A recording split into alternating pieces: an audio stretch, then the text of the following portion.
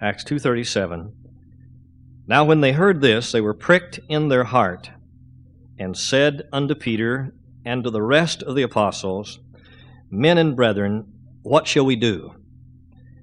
Then Peter said unto them, Repent and be baptized, every one of you, in the name of Jesus Christ for the remission of sins, and you shall receive the gift of the Holy Ghost.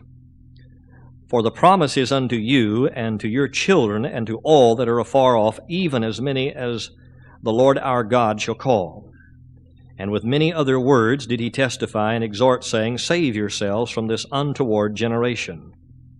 Then they that gladly received his word were baptized, and the same day were added unto them about 3,000 souls. And they continued steadfastly in the apostles' doctrine and fellowship, and in breaking of bread, and in prayers. And fear came upon every soul, and many wonders and signs were done by the apostles. And all that believed were together, and had all things common, and sold their possessions and goods, and parted them to all men, as every man had need. And they continued daily with one accord in the temple, and breaking of bread from house to house, and did eat their meat with gladness and singleness of heart, praising God and having favor with all people.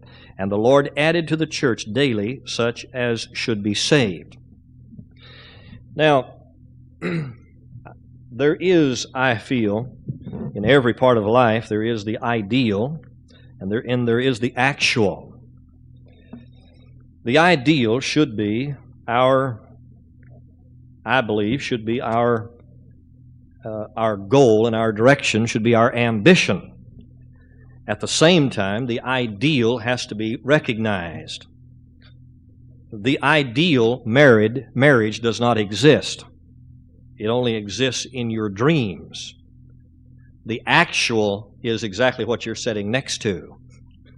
The actual is what you live with, in most cases. So, in every part of life, there is what we would call the ideal. There is the ideal pastor. The only thing is, he doesn't exist. The Apostle Paul wouldn't even qualify. And then there is the actual, which most congregations across the world have to put up with. And then there's the ideal church members.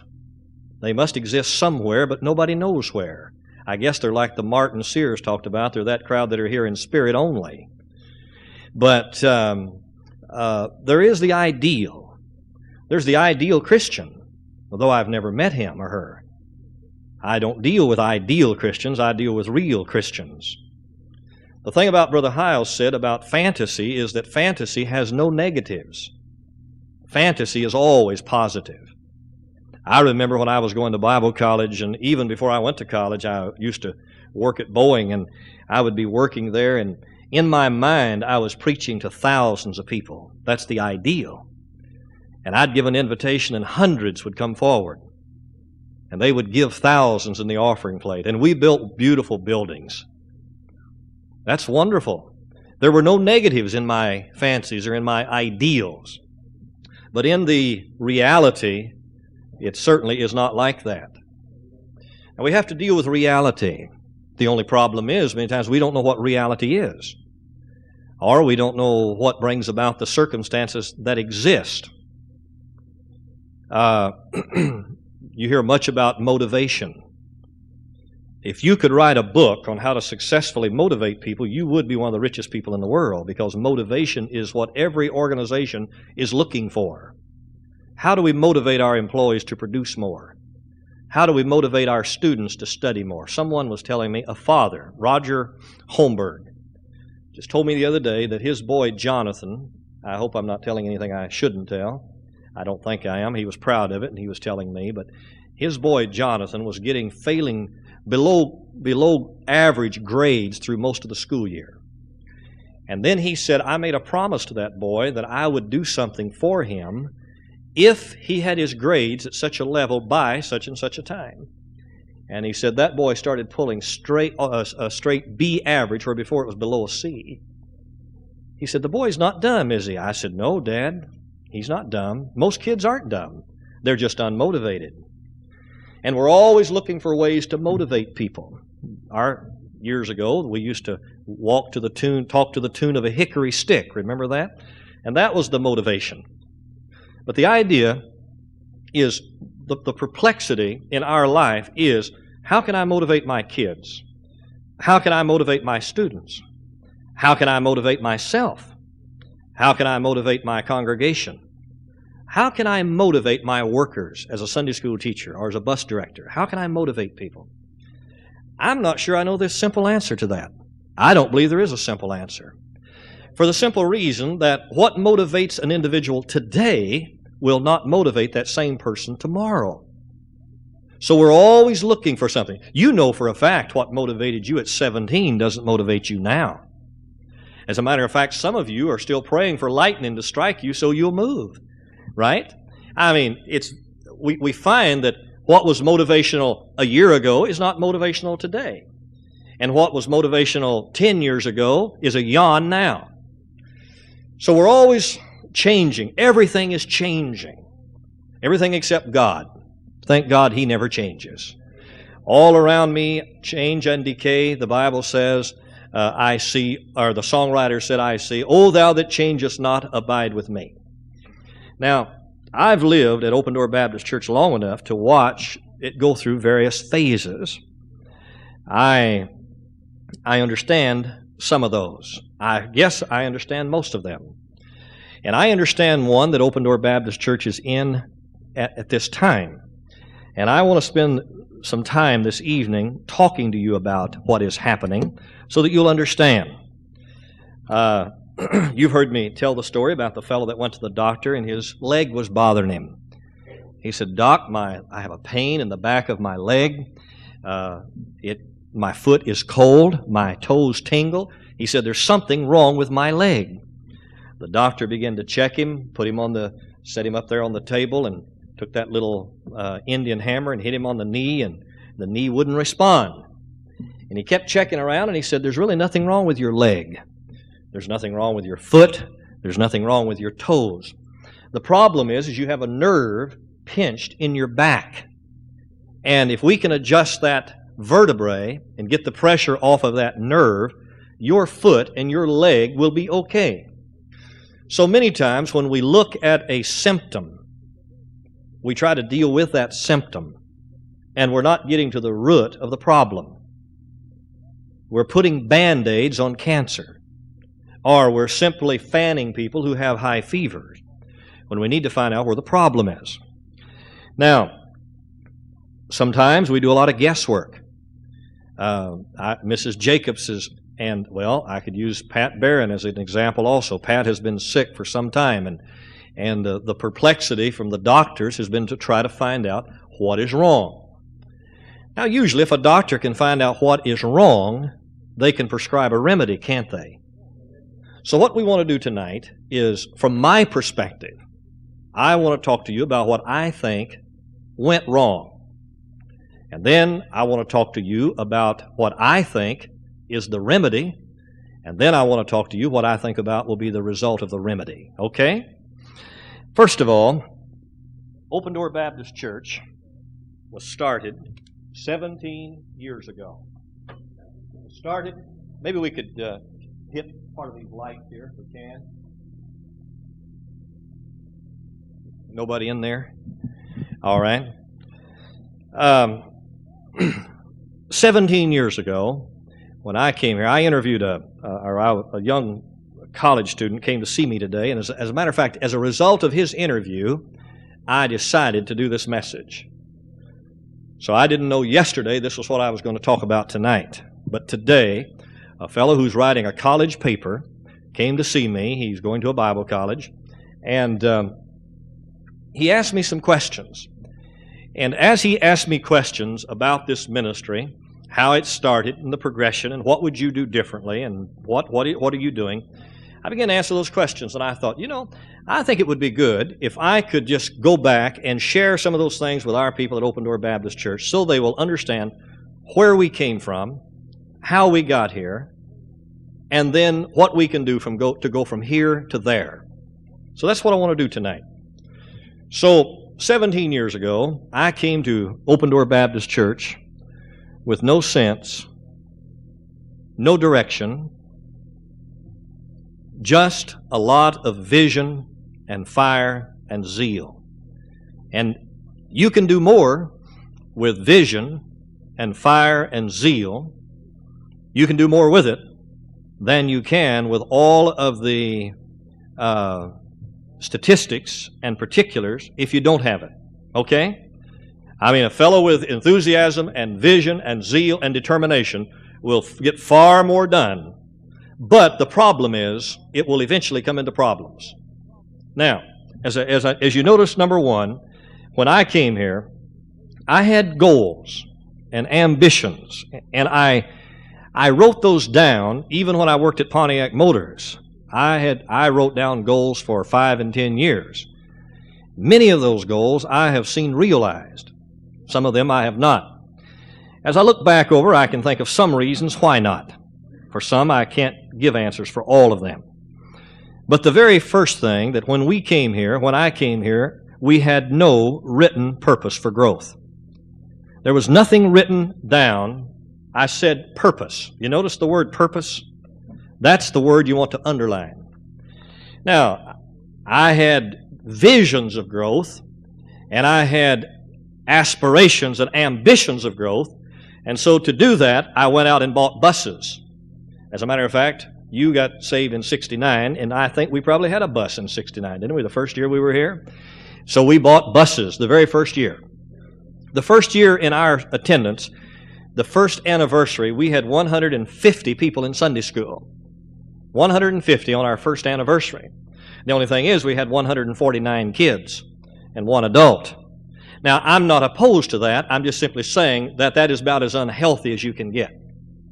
Nevertheless, I got saved and came out, and I don't mean out from it, but I mean I was produced by a generation of preachers that believed in building buildings, buying buses, and starting Christian schools. And if you didn't do those 3 things, you didn't have a fundamental soul-winning church. And I wanted to have a fundamental. And Mrs. Blake, you know it's the truth. You went through the same thing, and I think your church, you and your husband went that same route to some degree. So that's what we did. Growth at any cost. And all growth has a cost. So we'd add buses, and we added buses, and we added buses. When Pat Stevens came on staff, we grew by 200 in Sunday school. We were averaging 400. Our attendance went to 600. I put him in charge of the bus ministry. We recruited everything we could find, from cats and dogs and kangaroos, to work in our bus ministry. And if you check the records, our attendance went to 600. However, our workers were dying and screaming.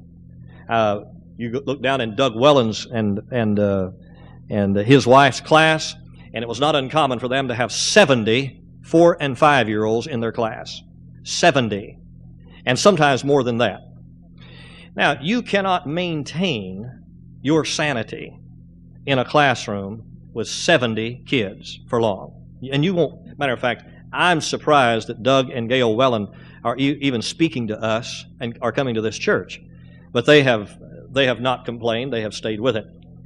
Now, so there was an unwritten purpose. The unwritten purpose was growth at any cost. And by the way, we grew. Our church had a reputation around the country of growing. We grew. The next year, we had 300 in attendance.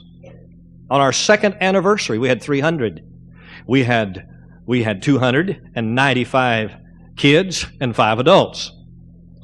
Almost like that. It wasn't a few years later, we had 1,800 in Sunday school. We've had 1,800. We've had over 1,000 4 times in this Sunday school. In other words, if I wanted to push this thing up to 1,000 in attendance, I know how to do it. I can do it. But I can kill you while I do it. Work you to death. And give you so many kids that you'll be banging at my door yelling, I have got to have workers. I have got to have workers. I have got to have workers. I say, I can't give you any workers. Don't have any left. All right. We'll talk about that a little bit later on. But I want you to notice that when we started, I had vision. I still have vision. I haven't lost it. Matter of fact, I believe I got more vision than I had then. But I hope I got more sense. Nevertheless, we worked, and God gave us good people. Wonderful people.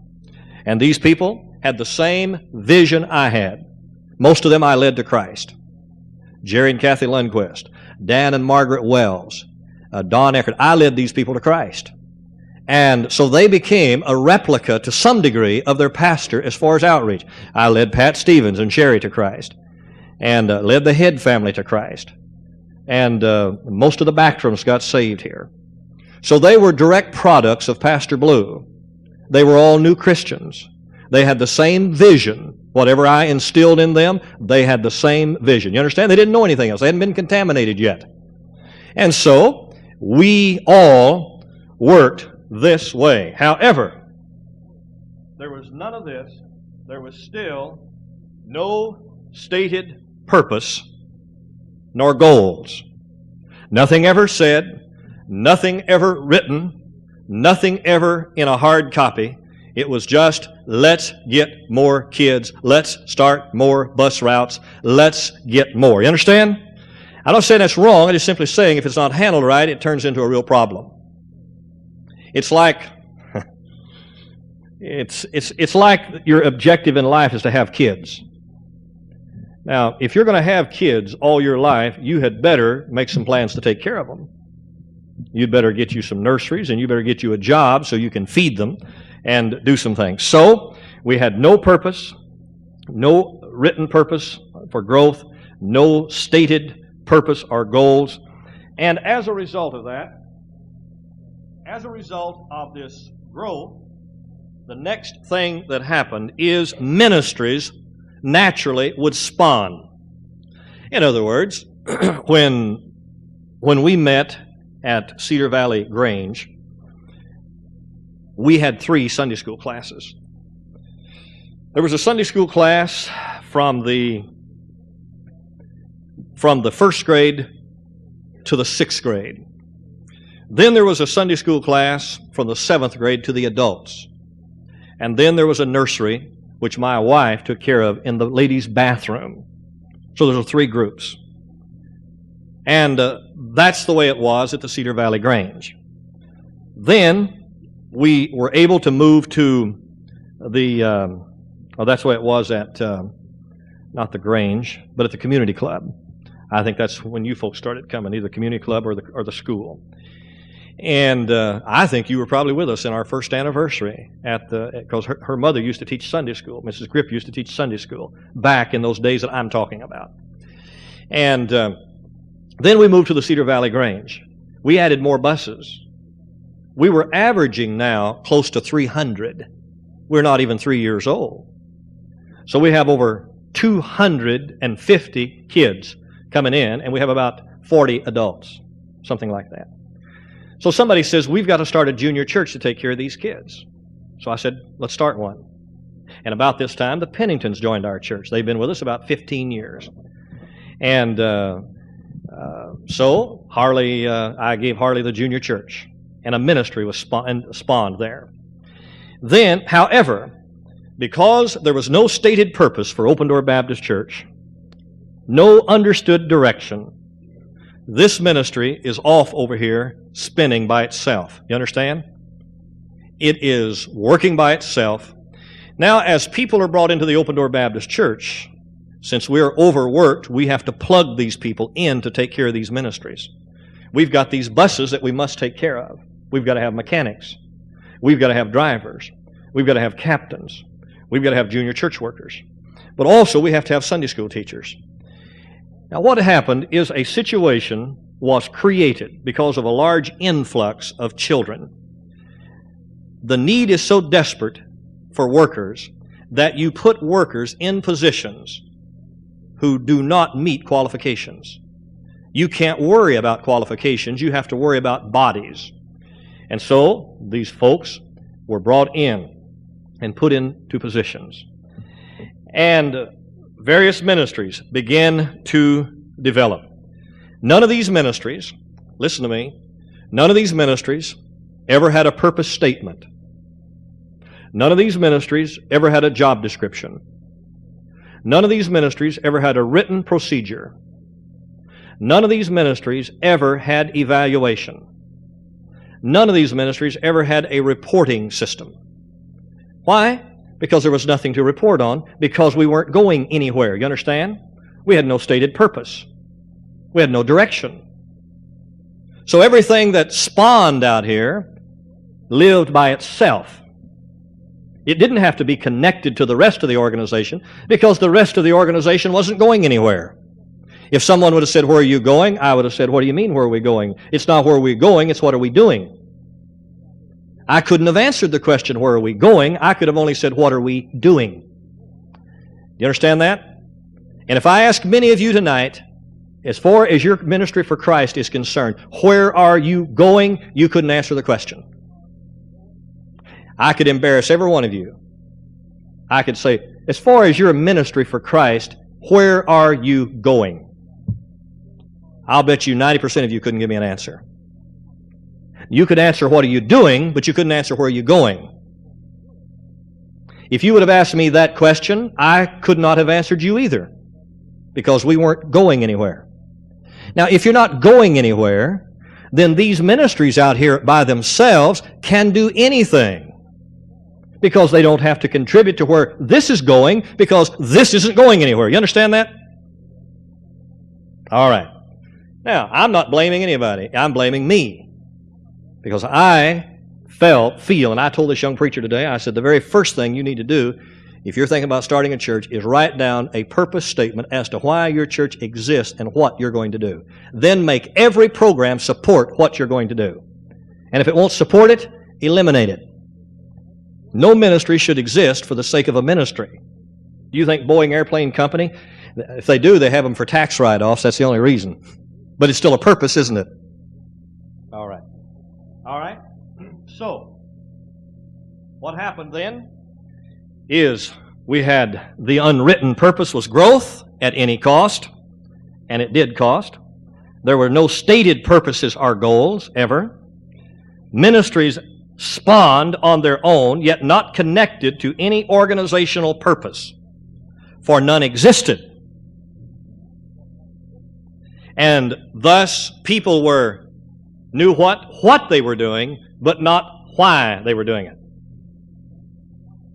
If I had gone to any ministry and said, "What does this ministry contribute to the purpose of Open Door Baptist Church?" some people would have said, "What is the purpose of Open Door Baptist Church?" Others, I'd have gone to every person and got a different purpose, because every person had in his own mind his own ideal of what a church ought to be. You understand? If I went to you and said, "What's the purpose of a church?" and asked you in private, and I went over here and asked him what the purpose of a church is, I bet I'd get two different answers. And so, when I talk about a purpose, to you it's clear because you think I'm talking about what you're talking about. When I talk about a purpose, to you it's clear because you think I'm talking about what you're talking about. But when we put all of our notes together, we find out that none of us are talking about the same thing. Today, Lisa went to the dentist. She and her mother went over to Jumbo's over here and had something to eat. I was being interviewed by this young college student, and I came in late. When I got there, Lisa was gone. Lisa had been to the dentist and had some dentist work done. I said to my wife, "What did Lisa have?" She said, "Well, she had one of her teeth drilled, and she is talking about having work. We're trying to work out something so we can have some gold. We've got some gold we took out of another dead person's teeth, and we're going to see if we can put it in her teeth and something like that." And I kind of chuckled to myself, but I just let my wife go ahead and talk. And after she got through talking for about 15 minutes over what Lisa had, I said, "Now that you've told me all of that, I wasn't asking you that." She said, "What were you asking me?" I was asking you what she had to eat. Now, you see, this problem of assumption goes on all the time. I'll make a statement, and you'll agree with it because you assume that we're talking about the same thing. We all assume that. Now, a church must have, people in a church must have the same assumptions. But the interesting thing is, most of us don't know what the other person's assumptions are. Now, do you know you operate on your assumptions? That's all you can operate on, unless I write it in black and white and keep hitting it until you say, "I understand, preacher, what your assumptions are. Until then, you assume that I'm saying it off the same sheet you are, when in fact I may not be talking about the dentist at all. I may be asking about the bowl of soup. You understand? Now, folks, that kind of thing goes on constantly in life, in business, in church, from the pulpit, from the pew, in the choir, in the Sunday school class. It goes on all the time. So, these ministries that spawned did not contribute to any organizational purpose, for none existed. And yet everyone had assumptions. And if I would have said, what does this ministry contribute to the purpose of this church? That person would have said, my purpose, as I see it, for this church is. And then I would have said to the next person, what do you feel this ministry contributes to the purpose of this church? That word purpose would mean altogether something different to the next person. And if I went to every person in this church, I would probably get 50 different purposes. Maybe not that many anymore, because I've talked a little bit about the purpose in the last few months. And that's what I want to do tonight. Now, as a result of that, number 4, this resulted in a ministry mentality. A ministry mentality. Now, to help you understand the ministry mentality, all you have to do is watch Capitol Hill, watch Washington, D.C., and watch people, the Democrats and the Republicans, as they talk about the budget. If you want to understand ministry mentality, watch Washington, D.C. fight over the budget. In other words, with many of the people on Capitol Hill, the health of the United States is not paramount. It is the strength of their ministry. You understand? Now, when you have a team of baseball players, first base is not the most important base. It is the whole team winning the game. The idea is for the whole team to function and win the game. But if you have no game to win, then the ministry becomes the important thing. Now, I'm at an advantage that some of you are not. You see, with Pat Stevens, I could understand if the choir was the biggest thing in his life. And I could understand if he fought for the choir and fought for the budget and fought for the time and everything for the choir. To him, that's the biggest thing. I could understand if Larry Deli fought for the bus ministry, or Don Meek. Don has a bus route. I could understand if he fought for the bus ministry, because I believe that he's doing what he thinks God wants him to do, and that's the biggest thing in his life. I can understand that. I can understand Mrs. Welburn and Don Welburn fighting for the nursery and bucking for money and pushing POs under my door and promising cookies and chocolates and just anything. Why? To get more money to build a nursery. I can understand that. You understand? I understand all that. But do you know what? That nursery is no more important to me than this choir. Though I love the nursery, it's not any more important to me than the choir. And do you know that the Sunday school is not any more important to me than the nursery? In other words, I want to look at all of these ministries as one large organization. And those that must survive, like a juggler, you can live without one lung, you can't live without both. You can live without one lung, you can't live without a liver. So you could sacrifice a lung. You couldn't sacrifice a liver. So there are some things within an organization you can't do without. You understand me? All right. So what happened then, since there was no purpose, no direction, ministries spawned, ministries became an end in themselves. As a result of that, a ministry mentality rather than a total church mentality developed. Thus, each ministry became inbred and inward bound. It didn't start out that way. It started out with a church that was on fire for God and everybody went soul winning and everybody was excited. That's why folks like small churches. because small churches, as I will show you, are mission-minded.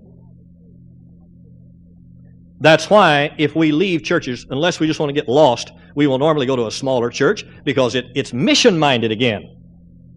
Now, the reason I'm telling you all this is because we normally don't understand why these things happen, how we get to where we are, and then how do we get out of it. So I want to talk to you a little more about that tonight. So I feel, as a result of not having a stated purpose, not having those things that were necessary, the ministry became more important than the total organization. And by the way, the sad thing in a church is that many times the individual becomes more important than the whole church. Now there are some people, let me give you an example. There are some people that believe that Jim and Tammy Baker are more important than the PTL. So consequently, he should come back. You've heard that, haven't you? Haven't you heard that? Some of you have. Okay. So they believe he's more important and she's more important, and that Christian love and letting them do what they want to do is more important than the testimony of the whole ministry. But God doesn't teach that. God doesn't teach that the desires and the wants of the individual is more important than the organization. He teaches right the opposite. So we come into church and we harbor or protect a ministry. And we say this ministry is more important than what the rest of the church wants, and it never is. Never is. But that's what happens. All right? Now, let's run down through these briefly. As a church becomes inbred and inward bound and ministry oriented, the first thing that church fails to do is carry out the Great Commission. The Great Commission is to go into all the world and preach the gospel to every creature. Now, first of all, I can't go into all the world. I can't be in Linwood and be in Alaska. We say, oh, yes, we can. We can send missions. No, that's a cop-out. You personally can only be in one place at one time. Secondly, it says, preach the gospel to every creature. Let's suppose that Sunday morning, a homosexual comes to this church, a queer, and he said, I'm born again. And he said to you, do you have a ministry for homosexuals? Now, if he got around to enough people, there would be someone that would come to me and say, Pastor Blue,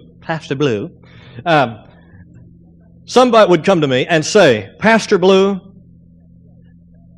I think we ought to think about starting a ministry for homosexuals. You understand? Now, if I say no, this person says, well, you're not fulfilling the Great Commission. For it says to go into all the world, and don't you care about them? Not really. I would like to see them saved, but I really don't. I'll let somebody else start a ministry for them. Okay? Now, someone else came, and this has happened. Someone else came and said, Pastor Blue, there are so many Asian people that have come into this area, we ought to start a Cambodian ministry. I said, we can't. Don't you care about Cambodians? Then, a blind lady came one time to this church. I remember her coming. She used to sign in your hand. That's the way she'd sign, and the deaf could communicate that way. And somebody said, Pastor, let's start a blind ministry. In other words, every unique thing that comes along, somebody thinks you ought to start a ministry to accommodate it. Now, folks, you can't do that. A church can't operate that way. Go down to Mr. Steak and order a taco. Go to Taco Bell and order a Big Mac. Now, you have to determine what you're going to do. Now, if you're going to do everything, then you don't need any goals or objectives. You just do whatever comes around. And that is what we have tried to do for 15 years. We've tried to accommodate. We've started everything. Anybody belts us said, we'll start one with that. Let's just start it. Why, here's a need, let's start a ministry here. And it's nonsense. But not doing it goes counter to some of the thinking of Christianity. But you can't do it. At least I can't. So, we fail to carry out the Great Commission when we turn inward. The second thing, obviously, is a lack of adults to replace those who leave. Now, if a church does not reach people, it will die by attrition. As a matter of fact, there will be people who will die next year at Open Door Baptist Church. There will be people who will quit because they don't like us. I can't imagine that, but it happens occasionally. There will be people who will move out of this area, like Mrs. Hall is moving, and Judy is leaving and going to Yakima or to Leavenworth, and the Shanks are going to be moving. Now, normally we lose about 10 to 12 families a year. The people just move out. So do you understand, if a church becomes inbred and ministry-oriented, you won't have to do anything to die. You'll die anyway. It has to happen. It has to happen. So when a church becomes inbred, ministry-focused, the next thing is that it doesn't have enough workers. Because where do workers come from? Somebody tell me. Does anybody know? Workers come from soul winning, don't they? You get workers by getting people. You get people by going soul winning. When you stop outreach, turn inward, you have cut off your lifeline for workers. Now what's the next step you have to do? Then you have to double up on workers. And you have to say, will you be a bus captain and a Sunday school teacher and a junior church worker and sing in the choir? And will you come and work on the building? And I've watched people faint at the end of the week because they were doing 5 and 10 things. You understand how that works? You don't have to be smart to figure that out. And that's exactly what happens. Now, 2 things. Here's the 2 things that happen. One is no outreach cuts off your lifeline to workers. Strengthening your bus ministry overloads the workers you've got. So you've cut off your outreach and you're killing the people that are in the building. You don't have to figure that out. So then people get frustrated and they start hollering, help, help, help, help. And that's exactly what happens and what has happened, and I understand why it has happened. Now, the result of that then is the overworking of existing adults on in-house ministries, and which produce no new adults. Everybody's working hard. Everybody's worked to death. Everybody's tired. I mean, Monday night we've got something, Tuesday night we've got something, Wednesday night we've got something, Friday night we've got something, Saturday night we've got something, but now we have no time to go soul winning because we're dead from doing all of these somethings that won't produce the life that this church needs. You understand that? And that is the devil's, I think, his game of getting God's people ministry-oriented. Until we work. I mean, we work on the building, we come and we try to get rid of some excess weight, and we do this and we do that and we do this and we do that, and we don't do the very thing that would bring people into Open Door Baptist Church, the thing that made it grow. Okay. The logic then, is the death of a church. The next thing is death. All right? Now, what happens then is a person has to resolve that he's going to do something. You have to resolve that either you're going to continue the way you are and die, or you're going to have to pull it out of the dive. You got to do one or the other. You've got to do one or the other. And if Open Door Baptist Church continues to do what it has done in the past, this church will be dead in 10 years. It'll be gone in 10 years. I guarantee you. It has to. Because with 4 or 5 people winning souls, we can't win families fast enough to replace those that are moving and dying. The job is too big for 2 or 3 people. It needs an army. And it demands an army. Because the Great Commission is that everybody ought to be soul winning. Now let me show you something. If I said to you tonight, how many of you believe that everybody ought to go soul winning? I suspect that everybody here would raise his hand. Because you believe that everybody ought to. But you won't do it. Because you have been caught up in this inward mentality. And the other text I was going to read, which I did not turn to, is this people draw near to me with their mouth, but their heart is far from me. with our mouths, we will all say in unison, we ought to go soul winning. We'll say it with our mouth, but our heart won't cooperate. You understand? Now, why is it you're so busy, but you don't have time for soul winning?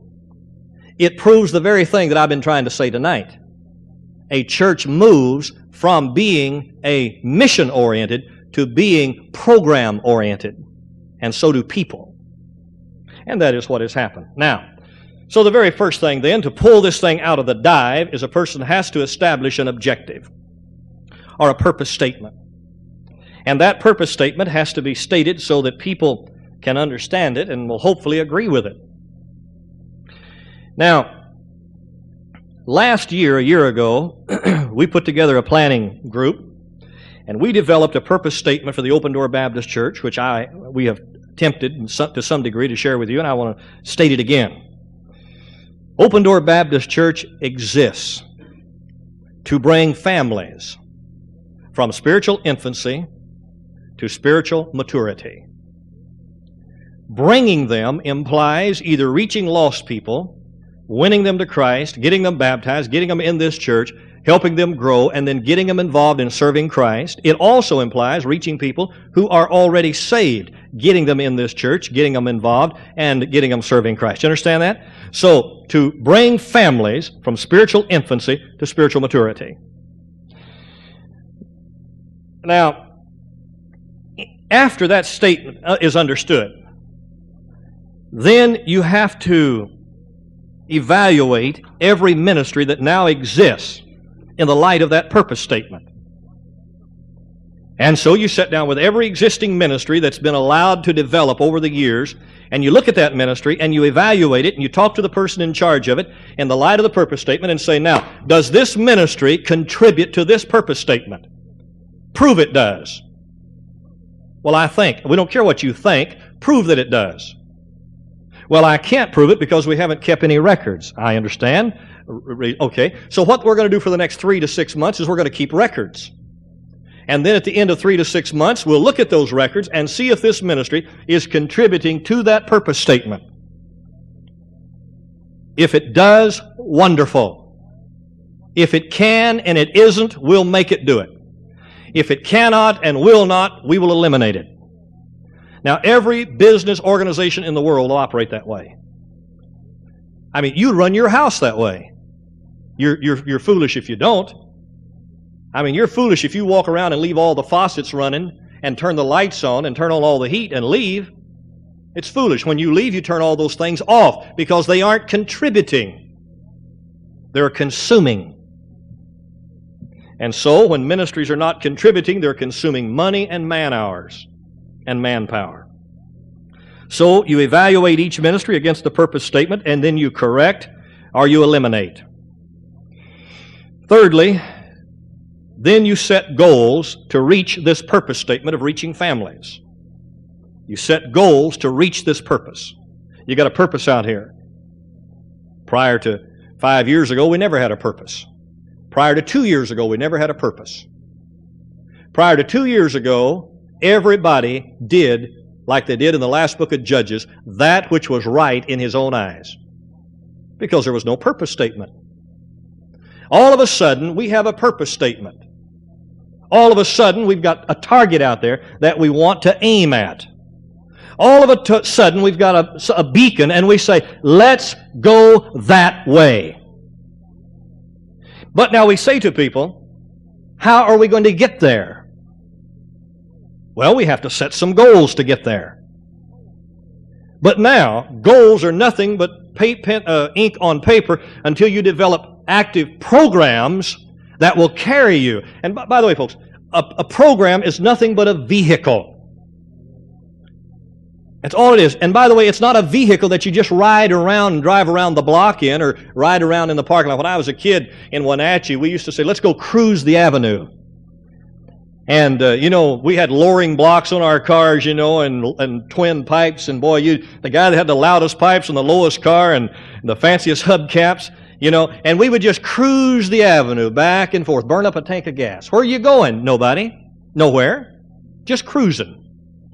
Now, a program is a vehicle, not to cruise in. And by the way, that's what we've been doing for 15 years, is cruising in our programs. Just cruising around, say, look at my program. Man, I like my program. Do I love to ride in this program?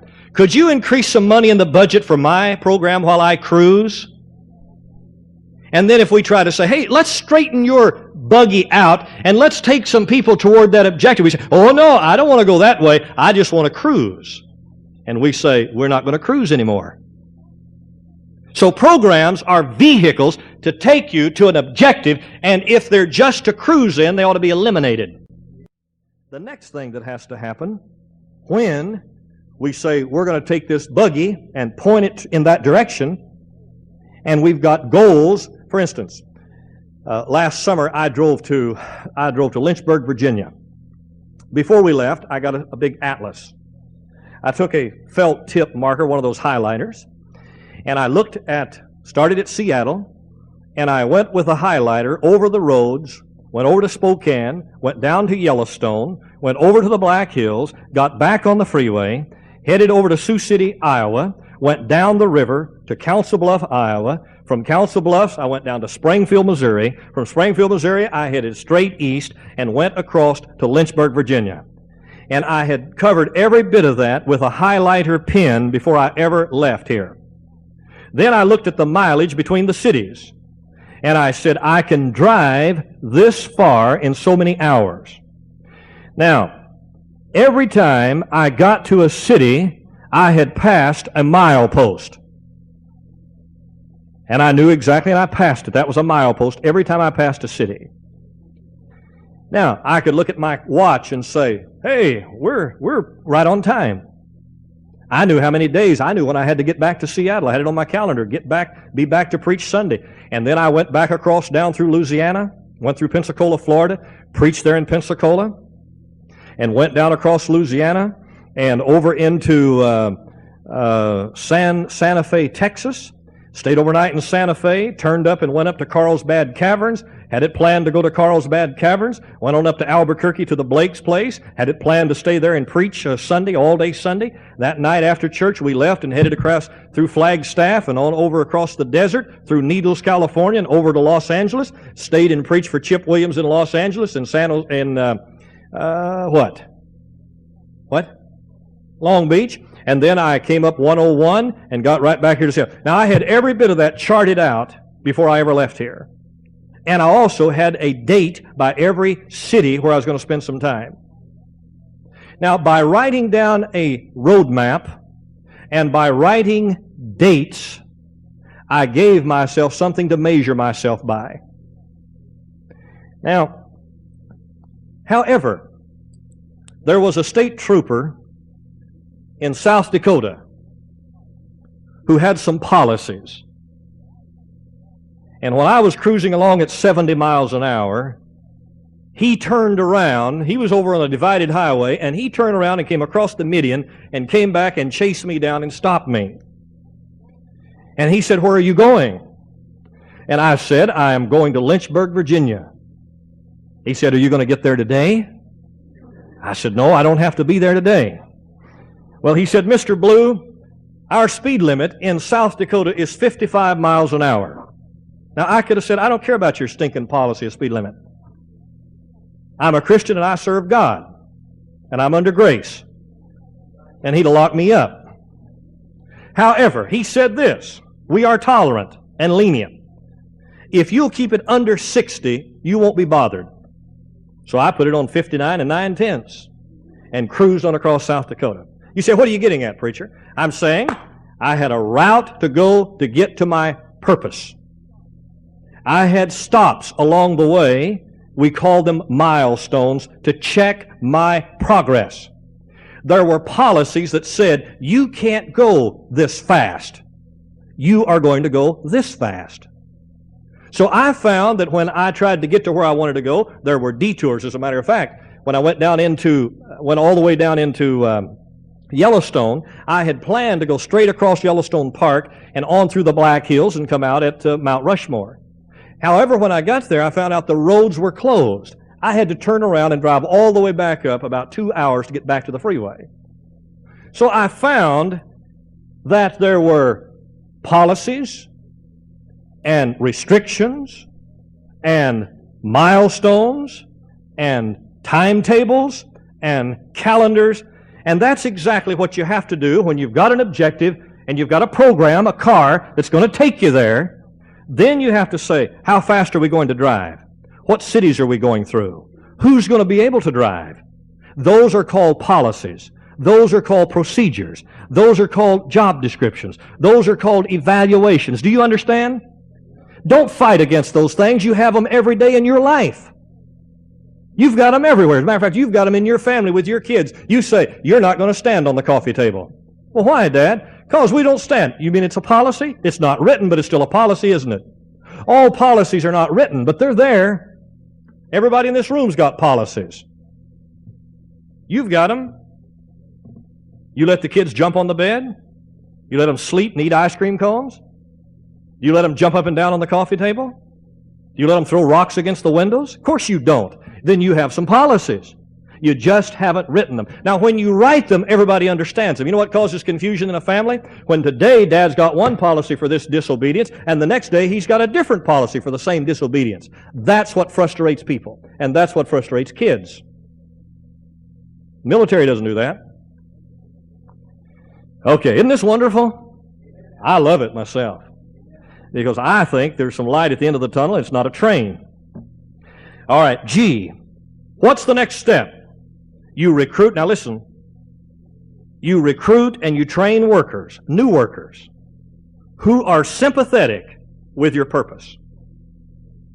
Because if you recruit workers who want to cruise in the programs, but do not want to go to your objective, you are hitting yourself in the face. You understand how that works? You're just defeating your purpose. Because these folks are not going to take you to your purpose. They're not going to help you. So you recruit and train workers who are sympathetic with the purpose. So what does that mean? That means then in the future, when we recruit people into Sunday school teaching and various ministries, we will sit down with them and we will explain to them the policies and the procedures and the route and the job description and give them an opportunity to say, I do not want to go that way. Now, if a fellow doesn't want to go that way, it doesn't mean he's a bad guy, does it? But if I don't want to accept a guy that won't help our organization get there, it doesn't mean I'm a bad guy either. Understand? It just means that we don't want to go the same way. Remember Paul and Barnabas? Paul said, I'm going to take this guy and go this way, and Barnabas said, no way, and they divided and they went different ways.